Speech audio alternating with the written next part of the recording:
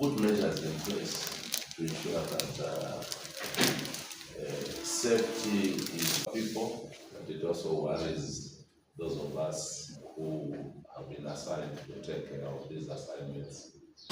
Like you have said, what we have done, put up a representation of vision and very good ideas going forward. In designing a mine, we keep on doing that until we have restored the livelihood of the people, and to see what has transpired and how we are mitigating. A series of activities that happens. We do stripping, whereby we remove the vegetation and the topsoil from it drains into the ponds, and then thereon pumps to the solvent extraction plant and then draining plant. So quickly, just to look at the lakes, down here, this is where we have this drain. So the high copper containing solution goes into the PLS pond, which is the pregnant solution pond, and the solution Keep it about a 50% level, operating level, between this one and the ILS pond, to have extra capacity when there's a storm event that takes place, to fill that one up. If that one is full, it overflows into that one at that point. serves as a source of laterite for our mine site construction activities. And within it, there is a portion designated for the second storm. That we just had to find out the points where we have seepage and put the pipe so that that pipe can drain water into the IBC, the container, and then thereon pump back the solution into the stormwater so that we just avoid continuous flow of this solution into the environment.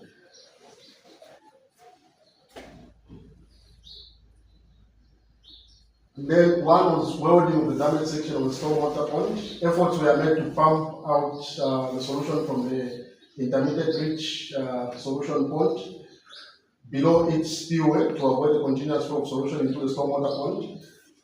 Simultaneously, the stormwater pond was also being lowered to avoid the continuous flow of the solution into the environment through the damaged section. Then after we accessed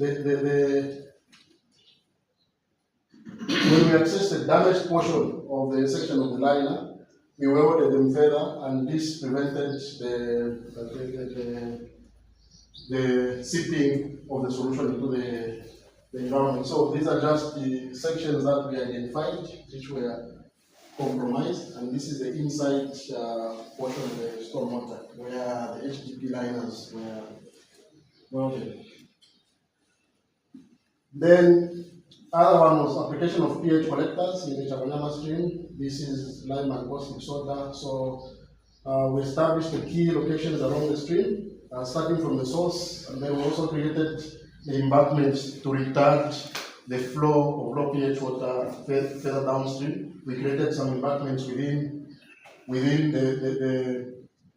the Dambo area, which we are calling embankment 1, 2, and then further down up to Chabanyama Bridge 1. So after conducting further assessment, we also discovered that the dam was significant vegetation, which was restricting water flow. And in some portions, when we did some random measurements, we used to find low pH readings, indicating that some acidic solution was still trapped and gradually being released into the stream. Okay. So if you can see the area map here, the red line is our mining rights, and then this is the stream whose source is within the Mbula mining rights, and then each stretch is about 11.8 km from its source up to its confluence with Fukushima stream. So these are the dosing points that we created along the stream. So upstream here goes with the improved pH downstream. So after the creation of draining channels, we observed some steady improvement in pH beginning on 3rd of February. And when we saw this positive trend, we also began clearing weeds along the stream channel to enhance water flow and facilitate the movement of pH adjusters once applied downstream of the affected areas. We have continued applying both caustic soda and lye to further increase the pH in order to meet the Zambia Bureau standards, ambient water quality standard for the health stream. Additionally, we will keep constructing more channels, especially within the mine surface rights area where the dam was not yet been ready. So far, we have applied about 156 tons of quicklime and 44 tons of. So in terms we are carried out 3 times a day from 17th to. This is how the trend has been for Chabanyama Bridge 1, Chabanyama Bridge 2, and for Mushishima Stream. And then in terms of other parameters, these are the parameters. So if you can see when the incident just happened, you can see even the acidity. We had high acidity content in the water samples as well as the heavy metals and the sulfates. These are the parameters that we use as indicative to also measure if our corrective measures that we are implementing are working or not. So as of 20th, this is the prevailing situation in terms of the pH. For Chabanyama 1, acidity is even less than 1. So most of the heavy metals, the worst case has also reduced. I think only sulfates. So sulfate we are on 246.8. So initially we given at the 1,000 plus, going close to 2,000. So if you compare with the baseline readings, it's ranging between 20 and 30. So we want to make sure that we drop the sulfate concentration into the streams to the baseline results. And this is for Chabanyama 2, which is Bridge 2. So this is how the trend in terms of the water quality stream. This is the prevailing, but the sulfates still seem to be high.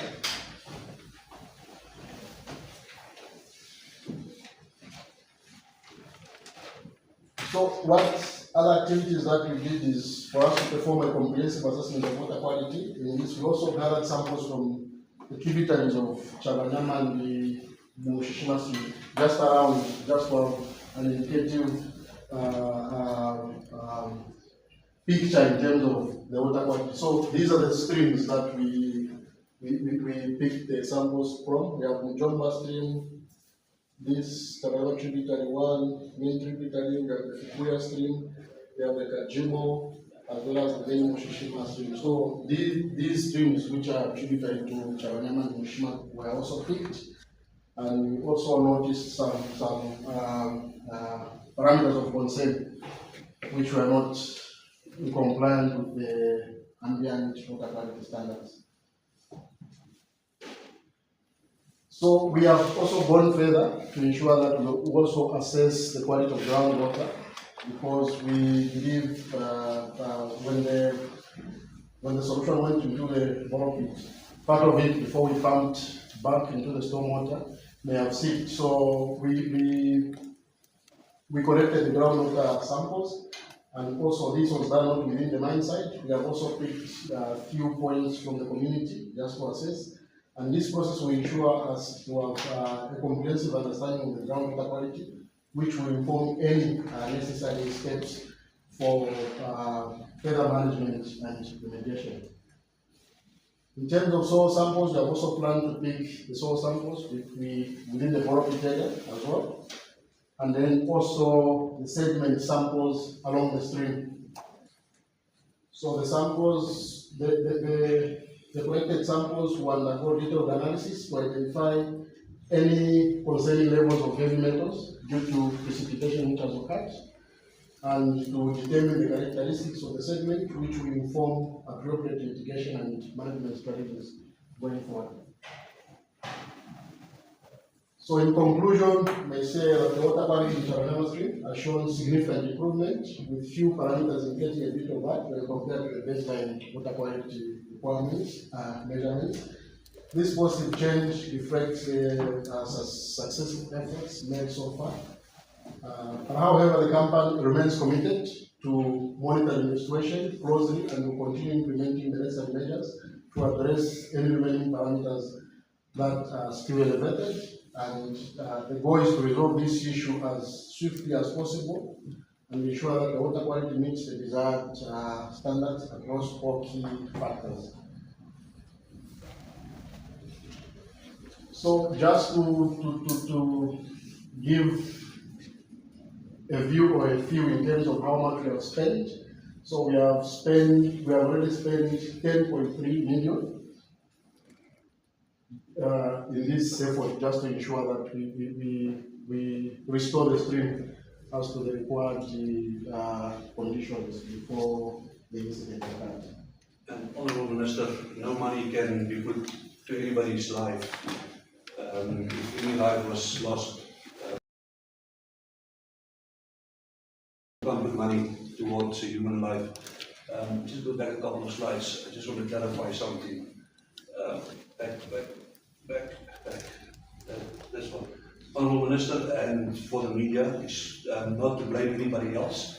What we have seen is that it took very long to see improvement in here. So we went and we looked if there's any alternative, any additional sources of contamination coming in from anywhere else. And that is when we found that there was in this streams coming from somewhere else, coming into this same stream that we had the contamination. It was adding additional, that was not caused by us, but there was additional problems coming from that area. And as I say, it's not to blame anybody else. Outside your mind? Outside our minds. And it was just to see why it's taking so long to see an improvement. Because we were hitting it as hard as we can with lime. And so they actually improve it as quickly as possible. And the improvement didn't come as quickly as we anticipated to happen. So we went outside and we looked if there's any additional possible pollution areas coming into the stream that can have an impact. And we found those couple of points that there is definitely. Did we share those findings with Zambia? Yes, as Mandel said, progress, cleanup progress report to Zambia. No, but in terms of the fact that you identified the other points that were polluting as against what you were treating, because there were other additional points outside your mind that were polluting the stream. Yeah, we didn't want to point fingers at anybody else. Our focus was to get the stream's pH levels correct, and we were treating those coming in as well to get the pH levels right. So we didn't want to be seen to put the blame somewhere else. The eyes of Zema, we are focusing on that incident. So if there's an additional pollution coming from outside the main focus of this accident or incident, please next time share it with the Zema, because then it helps them to also widen their scope when dealing with such issues. Yeah, not really to blame anyone, but you just share that information, then they send a team and come and check. Yeah, okay. Thank you. That's one that we will be doing that. And apart from these ones, we've gone ahead with Mushishi along Florence Road. There are those Chinese miners that have taken some points there, so which I think we're going to share. That's one of the things I would say. All right. So this comes to the end of the presentation, and now we go back to the MD General Manager. It's fair comments. What's Zema? Yeah, not now. I think after we tour, we can go back.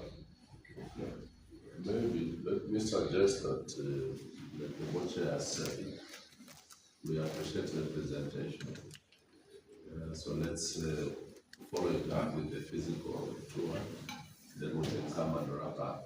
So it will give us an informed position, both from the presentation and then the physical presentation of the town. Yeah. So we want. All right. So we'll get to the point where the forms give me, and then we'll go to Savannah. Then we'll have back. What are the distances like? This is, I think about 10 k's Okay. from the mine. We'll go out of the mine.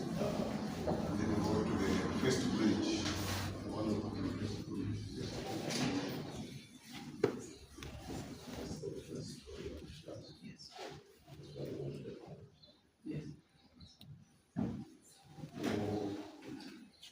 We'll see a point here, and then we'll drive out, go to this point here, the community.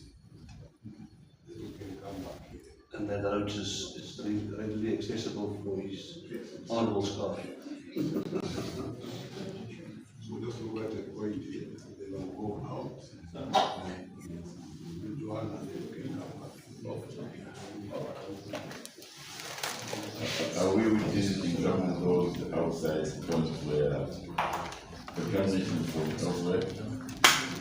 Okay, so we'll be able to point one of them just around this one, we'll be able to point at this point here. So they're like this one. Just out of curiosity, do we have mining activities on those points where?